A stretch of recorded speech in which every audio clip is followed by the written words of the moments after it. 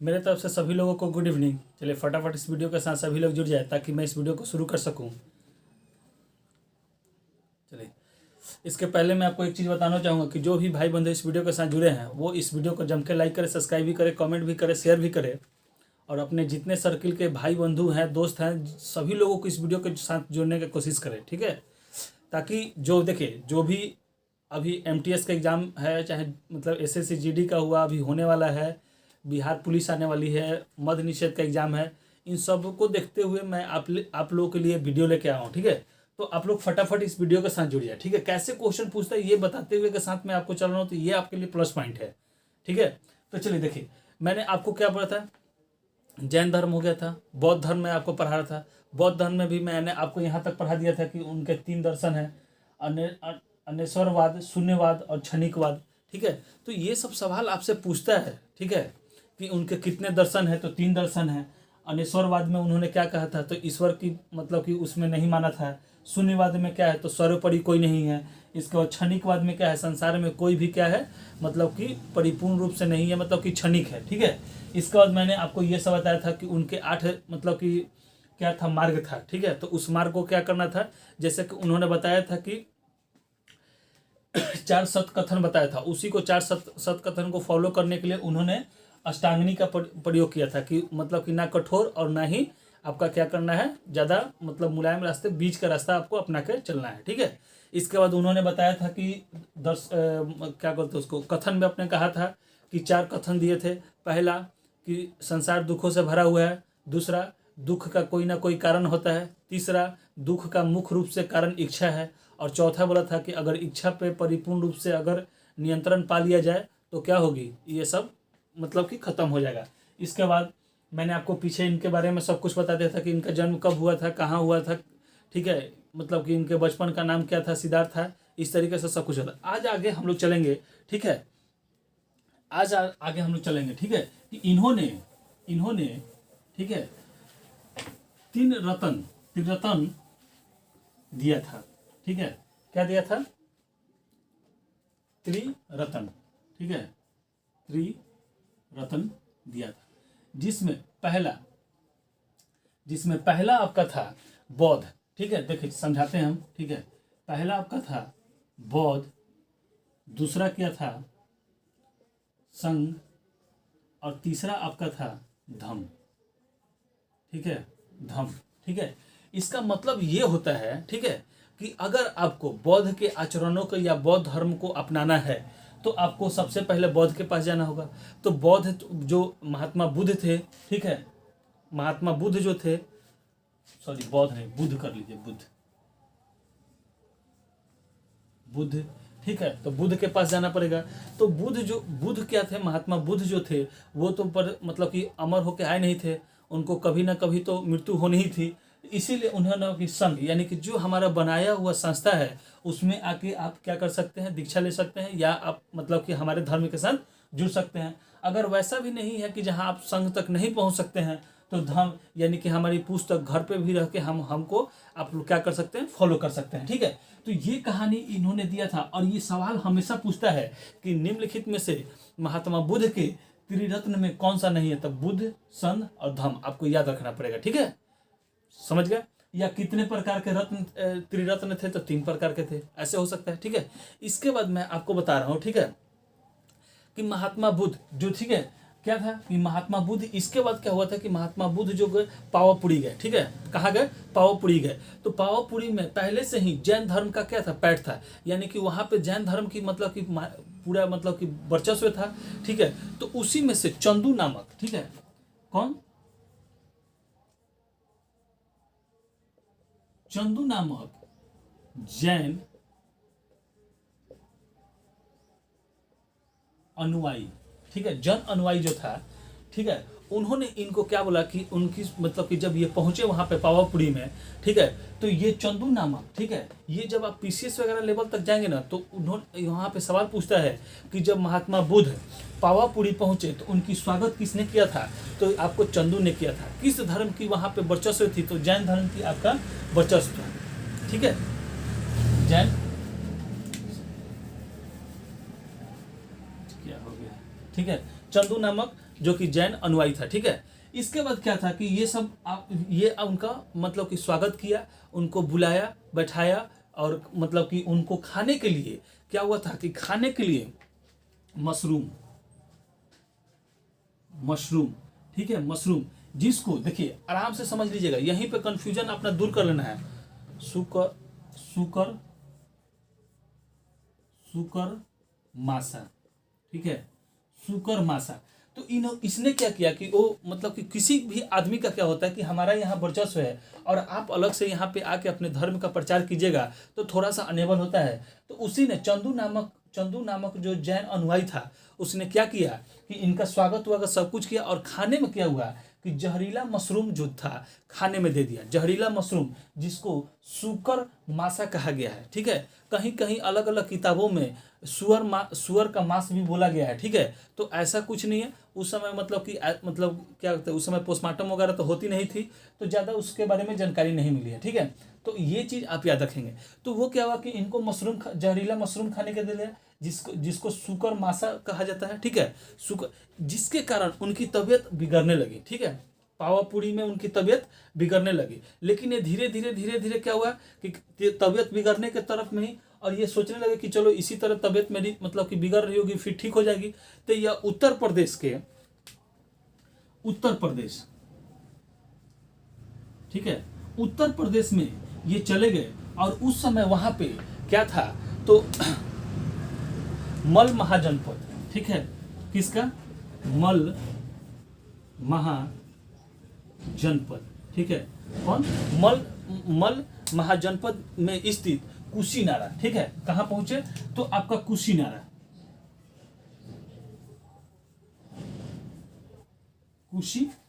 ठीक है, कुशीनगर कहिए, कुशीनारा कहिए, कुशीनगर, वहां पे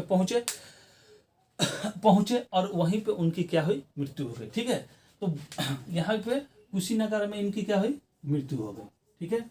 तो आपसे अब यहाँ पे सवाल कैसे कैसे पूछता है, आप देखते चलेंगे कि महात्मा बुद्ध की मृत्यु कहाँ पे हुई थी, तो कुशीनगर में हुई थी, ठीक है। महात्मा बुद्ध की मृत्यु कहाँ हुई थी, तो कुशीनगर में हुई थी, ठीक है। और किस महाजनपद में, तो मल महाजनपद में उनकी मृत्यु हुई थी, ठीक है। इन्होंने सबसे ज्यादा अपना मतलब कि उपदेश जो थे, ठीक है, आप याद कर लेंगे एक चीज, अपना उपदेश, एक चीज छूट गया था कि इन्होंने पाली भाषा में दिया था। किस भाषा में, पाली भाषा में। उपदेश जो भी थी इनकी पाली भाषा में थी, ठीक है। तो मन महाजनपद के कुशीनगर स्थान पे इनकी मृत्यु क्या हुई थी, हो गई थी, ठीक है, इनकी मृत्यु हो गई थी, ठीक है। इसी तरह पूछता है कि महात्मा बुद्ध ने अपना सर्वाधिक उपदेश कहाँ दिया था, तो ये भी उत्तर प्रदेश में दिया था। कहाँ पे दिया था, श्रावस्ती में दिया था, ठीक है, कहाँ दिया था, श्रावस्ती में दिया था, ठीक है। अब इनकी मृत्यु के बाद इनके अनुयायियों में, या मतलब कि बुद्ध धर्म के अनुयायियों में ऐसा होने लगा कि अब मतलब कि कैसे इनका मतलब कि ये किया जाएगा, ठीक है, कि हमारे धर्म का प्रचार हो या हमारे धर्म का विकास हो, ठीक है। तो आपको मैंने बताया था जब जैन धर्म पढ़ा रहा था कि जैन धर्म के समय में क्या हुआ था कि बहुत दूर संगति बहुत दोही हुई थी, एक पाटलिपुत्रा में, एक वल्लभी गुजरात में, ठीक है। और इस दोनों के बीच में 900 वर्ष की मतलब कि आपकी अंतर थी। लेकिन ये गलती मतलब कि बौद्ध धर्म के लोगों ने नहीं किया, और इनके मृत्यु होने के साथ ही, ठीक है, इनके मृत्यु होने के साथ ही देखिए यहाँ पे फर्स्ट, सेकेंड, थर्ड और यहाँ पे फोर्थ, ऐसे संगति यहाँ तो 4 संगति हुई थी, ठीक है। और ज़्यादा दिन पे नहीं, 100 वर्ष पे किया गया था, ठीक है। तो पहला जो था 483 बीसी में, फिर 383 बीसी में, और ये आपका 255 बीसी में, और ये प्रथम शताब्दी में हुआ था, ठीक है, प्रथम शताब्दी में हुआ था, ठीक है। देख लिए कितना 100 लगभग 100 साल की इसमें क्या है, गैपिंग है, ठीक है। इसके बाद देखिए यहाँ से सवाल पूछता भी है, अगर ये चीज़ 1 2 3 4 आपने संगति याद कर लिया, डेट याद कर लिया, डेट याद करने में आपको कोई भी दिक्कत नहीं है। 1883 में उनकी मृत्यु हुई, और वहीं पे क्या हुआ था कि जो भी मतलब कि बौद्ध अनुयायी थे वो माने कि इसके सम्मेलन करने के लिए इस सम्मेलन के मतलब कि अपने धर्म के प्रचार करने के लिए बहुत दूर दूर से भी मतलब कि बौद्ध अनुयायी को बुलाया गया और इस पे चर्चा चली कि इस अपने धर्म को किस तरीके से विकास करना है या इस अपने धर्म को किस तरीके से बढ़ाना है। तो उन्होंने प्रचार प्रसार करना चालू कर दिया कि मतलब कि समय समय पे हम लोग अपना बौद्ध संगति करेंगे और वहाँ पे जैसे कि कहने का मतलब कि अगर कोई अपने धर्म का प्रचार करना चाहता है तो कहीं पे बैठ के उपदेश वगैरह देगा तो कुछ लोग जुटेंगे। तो इस तरीके से कहता कि आदमी को ये चीज़ जानकारी होते चली जाएगी, ठीक है, कि ये धर्म है। तो ये आपका समय हो गया कि कब कब हुआ है, 483 BC, इसके बाद 383 BC, इसका 255 BC और ये प्रथम शताब्दी में, ठीक है। इसके बाद स्थान आपसे पूछता है तो स्थान में पहला राजगीर इसको भी याद करवा देंगे, ठीक है। वैशाली, इसके बाद आता है पाटलिपुत्र और ये जो आता है कश्मीर के कौन से जगह पे, तो कुंडल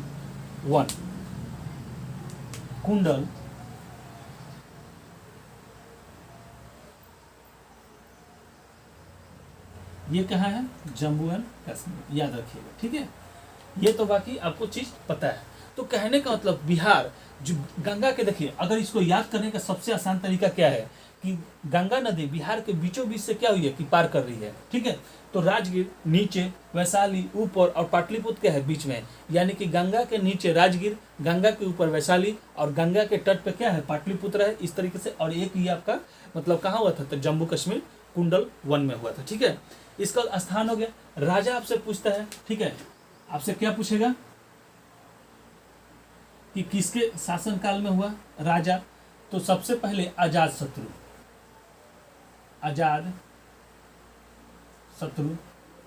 कालाशोक,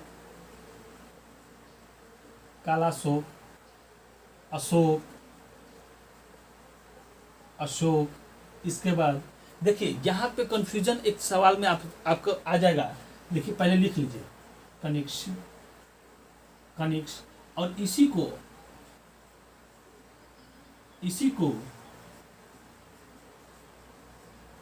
अशोक द्वितीय भी कहा गया है, ठीक है, इसको ही अशोक द्वितीय कहा गया है।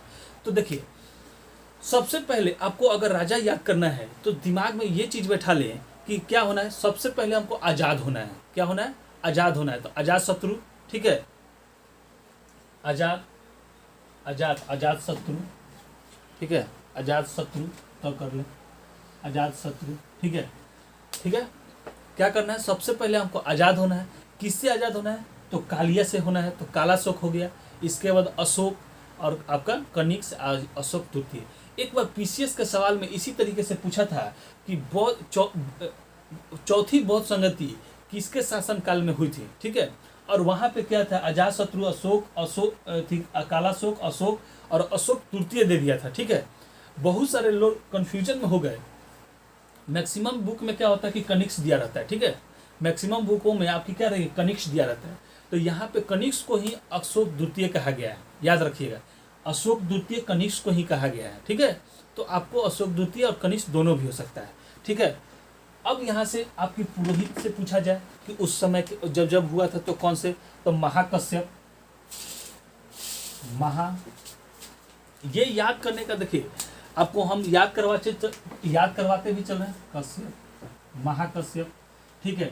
इसके बाद क्या होता है, ठीक है, महाकश्यप के बाद आपको आता है साबकामीर,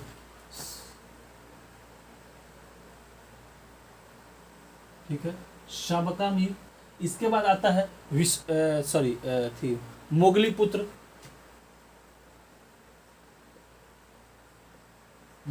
लिख ले, पूरा नाम से कोई जरूरत नहीं है। और यहाँ पे आता है, देखिए यहीं पे दो चीज हो जाता है, एक इसमें क्या होता है कि एक अध्यक्ष भी था, एक उपाध्यक्ष भी थे, ठीक है। तो अध्यक्ष में आपके कौन थे, वसुमित्र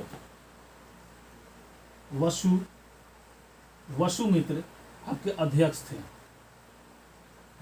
अध्यक्ष थे, ठीक है। और इसके साथ साथ एक उपाध्यक्ष भी था, याद रखिएगा। आपसे पूछता है अश्वघोष,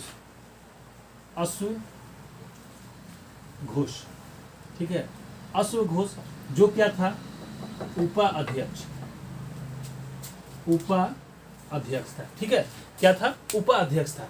तो पूछता है कि किस बौद्ध संगति में अध्यक्ष और उपाध्यक्ष दोनों थे? तो चौथे बौद्ध संगति में अध्यक्ष और उपाध्यक्ष दोनों थे। नाम भी याद कर ले, एकदम आराम से याद करते चलेंगे। ठीक है, कि बौद्ध संगति कितनी हुई थी? तो 4 हुई थी। पहला कब हुआ था? तो 483 बीसी में हुआ था, फिर 383 बीसी में हुआ था, तीसरा आपका 255 बीसी में हुआ था, और चौथा जो आपका हुआ था प्रथम शताब्दी में हुआ था। ठीक है, स्थान में अगर आते हैं तो आपका सबसे नीचे गंगा के नीचे राजगीर, इसका गंगा के ऊपर वैशाली, गंगा के तट पर पाटलिपुत्र, और चौथा आपको वहाँ कुंडल वन, जो कि आपका जम्मू कश्मीर में है। इसके बाद आते हैं राजा के कि किसके किसके शासन में काल में हुआ था। तो सबसे पहले आपको आज़ाद होना है, फिर आपको किससे आज़ाद होना है? तो कालाशोक से होना है। ठीक है, इसके बाद अशोक, और इसका कनिष्क जो इसका नाम क्या है? अशोक द्वितीय। तो आपको मैं यहाँ पे क्वेश्चन भी बताते चल रहा हूँ कि किस तरीके से क्वेश्चन फंसा था। अब यही जब आप एग्जामिनेशन हॉल में बैठेंगे और अशोक द्वितीय दे देगा तो आपके लिए क्वेश्चन क्या हो जाएगा? टफ हो जाएगा। इसके बाद आइए यहाँ से पुरोहित, तो महाकश्यप पहले बौद्ध संगति के कौन थे? महाकश्यप थे। दूसरे का सबा का मीर, इसका मोगली पुत्र वसुमित्र अध्यक्ष थे, और अशोक घोष कौन थे? उपाध्यक्ष थे। ठीक है, इस तरीके से आप देख लिए, चारों संगति आपने देख लिए। ठीक है, आगे हम लोग बढ़ते। इनके मरने के बाद, चारों संगति होने के बाद, चौथे संगति में ऐसा पूछा जाता है क्वेश्चन, जब भी एक बार आपको विश्वास ना हो तो आप पीसीएस वगैरह का जो भी मतलब कि प्रीवियस ईयर क्वेश्चन है उसमें पलट के देखेंगे, और उसमें दिया रहता है कि किस बौद्ध संगति के बाद बौद्ध धर्म दो एथियों में बट गया था। ठीक है, तो आपको देखिए, चौथी बौद्ध संगति के बाद, चौथी कौन सी? चौथी बौद्ध संगति के बाद जो बौद्ध धर्म था 2 भागों में बट गया था। ठीक है,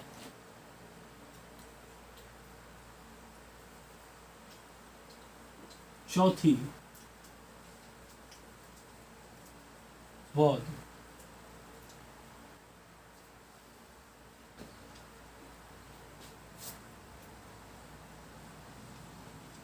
के बाद बौद्ध धर्म 2 भागों में आपका क्या हुआ था? बट गया था। पहला कौन सा था? हीनयान। ठीक है, हीनयान। देखिए, अब हीनयान के बारे में जान लीजिए। ठीक है, हीनयान और महायान दो को कर लीजिए, हीनयान और महायान। ठीक है, हीनयान और महायान। ठीक है, अब हीनयान का मतलब होता है कि इसमें क्या होता है? हीनयान में आपको महात्मा बुद्ध जो थे उपदेश में परिस्थिति, जो महात्मा बुद्ध के उपदेश दे, देखिए हीनयान में आपको महात्मा बुद्ध, ठीक है, महात्मा बुद्ध के जो भी उपदेश दे उसको परिवर्तित नहीं किया गया। ठीक है, हीनयान के लोग उसी चीज को माने जो महात्मा बुद्ध माने कि अपने उपदेश में कहते थे, या वो जो कह के गए थे उसी को ये इन्होंने फॉलो किया। लेकिन महायान में लोगों ने उनके मतलब कि जो भी उपदेश थे समय के साथ मतलब कि उसको क्या किए? परिवर्तित करते चले गए। ठीक है, जैसे कहने का मतलब है कि आज जिस लाइफ स्टाइल को हम लोग जी रहे हैं, आज से 50 साल पहले या 60 साल पहले ये लाइफ स्टाइल लोग नहीं जी रहे होंगे। उनका पहनावा और अलग होगा, खान पान अलग होगा। जैसे कि हमारे बाबा, अगर बाबा के बारे में देखें, ठीक है, तो वो लोग मोटे अनाज पे बहुत निर्भर करते थे। आज हम लोग क्या है कि मतलब कि थोड़ा सा खान पान में भी परिवर्तन हो चुका है। तो वही चीज़ था। तो हीनयान के लोगों ने, हीनयान के जितने भी अनुयायी थे वो सब अभी बौद्ध धर्म के, बौद्ध के जो उपदेश थे उसको फॉलो कर रहे थे। लेकिन जो महायान के लोग थे उन्होंने समय के साथ साथ क्या किया कि अपने उपदेशों में परिवर्तित किया, और इसके वजह से ही, ठीक है, इसके इन्होंने मंदिर बनवाना शुरू किया, मूर्ति पूजा करना शुरू किया, वेश्यावृत्ति को भी इन्होंने मतलब कि मान्यता दे दी कि आप मतलब कि ऐसा हो सकता है। ठीक है, तो चलिए देखिए, कहने का मतलब कि अब हम लोग धीरे धीरे मतलब कि ये सब चीज़ देख रहे हैं। अब आपका अगले वीडियो में मैं एक कोशिश करूंगा कि बौद्ध धर्म से जुड़े जितने भी चिन्ह हैं, जिससे कि उनमें मैंने बताया था कि ऋषभ देव का चिन्ह क्या था, ठीक है, इसके बाद पार्श्वनाथ का चिन्ह क्या था, महावीर का क्या था। ये सब सवाल हमेशा पूछता है कि महावीर के प्रतीक चिन्ह क्या था, तो शेर था, पार्श्वनाथ का क्या था, सर्प था, ऋषभ देव का क्या था, तो सार था। ठीक है, वृषभ या सार था। ठीक है, उसी तरीके से यहाँ पूछा जाता है कि महात्मा बुद्ध जब गर्भ में थे उसकी निशानी क्या दी गई, तो हाथी दी गई। उसके पीछे भी कहानी है कि जब वो गर्भ में थे तो उनकी माता को मतलब कि हाथी का सपना आया था, इसीलिए अथी दिया गया, जन्म को क्या कहा गया, तो कमल कहा गया है। ठीक है, तो ये सब चीज़ें क्या है कि धीरे धीरे मैं आपको आराम से समझाते हुए ले चल रहा हूँ। ठीक है, तो यहाँ तक आपने बौद्ध संगति वगैरह देख लिया। ये सवाल पूछता है कि माने किस बौद्ध संगति के बाद बौद्ध धर्म दो भागों में विभक्त हो गया। ठीक है, या किस में विभक्त हो गया, तो हीन और महायान में विभक्त हो गया चौथे बौद्ध संगति के बाद। और एक इंपॉर्टेंट सवाल पूछता है, देखिए होता क्या है, दिमाग में ये चीज़ आप अप्लाई कर ले कि पूछता है कि बौद्ध संगति, प्रथम बौद्ध संगति कब हुई थी। ठीक है, देता है कि बुद्ध के ज्ञान के प्राप्ति के बाद, ठीक है, बुद्ध के मृत्यु के बाद, ऐसे करके मतलब कि वो ऑप्शन देता है। तो आपको अब कन्फ्यूजन नहीं होगा कि बुद्ध के मृत्यु के बाद ही बौद्ध संगति हुई थी। बहुत सारे लड़कों के दिमाग में ये चीज़ होगा कि जब महात्मा बुद्ध होंगे तभी तो बौद्ध संगति हुई होगी, वही किए होंगे। ऐसा कुछ नहीं, उनके मृत्यु के बाद ही बौद्ध धर्म को प्रचार करने के लिए ही बौद्ध संगतियों की शुरुआत हुई थी। ठीक है, तो चलिए, ये वीडियो आपको कैसा लगा आप कमेंट बॉक्स में लिखें और बताएं कि आपको मतलब कि ये वीडियो कैसा लग रहा है। ठीक है, इसमें आपको क्या मतलब कि क्या अच्छा लग रहा है, ये भी चीज़ बताएं। ठीक है, मतलब मेरे बताने का, समझाने का तरीका आपको कैसा लग रहा है, ये भी चीज़ बताएं। ठीक है, तो चलिए, हमारे वीडियो के साथ जुड़ने के लिए बहुत बहुत धन्यवाद।